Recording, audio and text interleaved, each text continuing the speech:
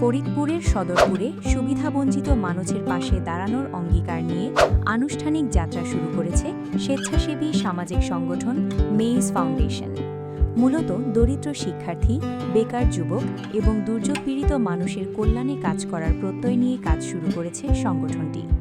শনিবার সকালে সদরপুর উপজেলা পরিষদ হলরুমে এক উদ্বোধনী অনুষ্ঠানের মাধ্যমে আত্মপ্রকাশ করে মেইজ ফাউন্ডেশন।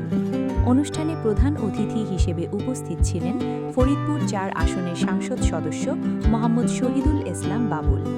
সংগঠনটির সভাপতি মনসুর আলী খলিফার সভাপতিত্বে অনুষ্ঠানে জানানো হয়, সমাজের পিছিয়ে পড়া জনগোষ্ঠীর জীবনমান উন্নয়ন ও কর্মসংস্থান সৃষ্টিতে দীর্ঘমেয়াদী পরিকল্পনা হাতে নিয়েছে এই ফাউন্ডেশন।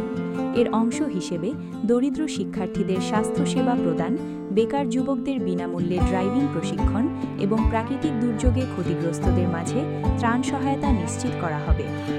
অনুষ্ঠানে প্রধান অতিথি সরকারের পাশাপাশি বেসরকারি সামাজিক সংগঠনগুলোর এমন মানবিক উদ্যোগকে স্বাগত জানান এবং সমাজের বিত্তবানদের অসহায় মানুষের পাশে দাঁড়ানোর আহ্বান জানান। এ সময় অন্যান্যদের মধ্যে সদরপুর ইউনিয়ন পরিষদ চেয়ারম্যান কাজী জাফর এবং বিএনপি নেতা KM আবু সাইদ সহ স্থানীয় গণ্যমান্য ব্যক্তিবর্গ উপস্থিত ছিলেন।